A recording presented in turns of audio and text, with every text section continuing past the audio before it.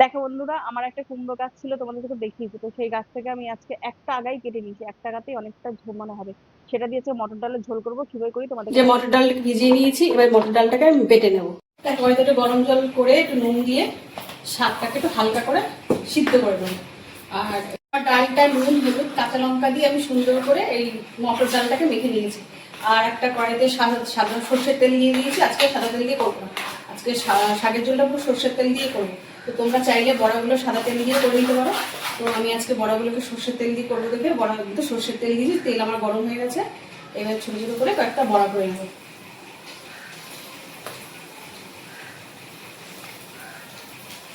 দেখ আমার বড়াগুলো ভাজা হয়ে গেছে, বড়াগুলো তুলে নিয়েছি। এইবার এই সর্ষের তেল বড়া ভাজা তেলের মধ্যে আমি দিয়ে দেবো রাঁধুনি ফোড়ন। আর আমি আজকে শাকের ঝোলটা রাঁধুনি ফোড়ন দিয়েই করবো। আর কয়েকটা আলু কেটে রেখেছিলাম, আলুগুলো দিয়ে দেবো।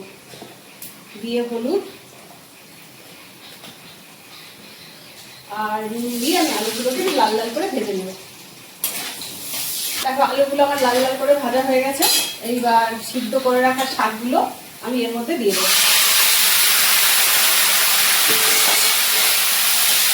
এরপরে দিয়ে দেবো পরিমাণ মতো জল। আর আপনারা যে যেরকম ঝোল খাবেন সেরকম, যেহেতু বড়া দিয়ে হবে, বড়া তো প্রচুর পরিমাণে ঝোল খাবে, তো সেই কারণে একটু জলটা বেশি দেবো। আর দিয়ে দেবো একটু পরিমাণ মতো নুন আর একটু হলুদ দিয়ে এটা আমার একটু ভালো করে জাল হোক, তারপরে বড়া দিয়ে দেবো। ঢাকা দিয়ে রাখি, ভালো সিদ্ধ হবে। ঢাকনাটা তুলে আমি দিয়ে দেবো কয়েকটা চেরা কাঁচা লঙ্কা।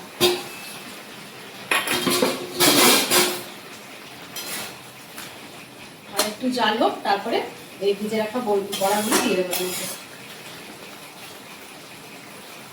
দেখো আমার শাকের ঝোল প্রায় হয়ে গেছে। এবার মটর ডালের বড়াগুলো দিয়ে আর একটু জাল দিয়ে নামিয়ে দেবো।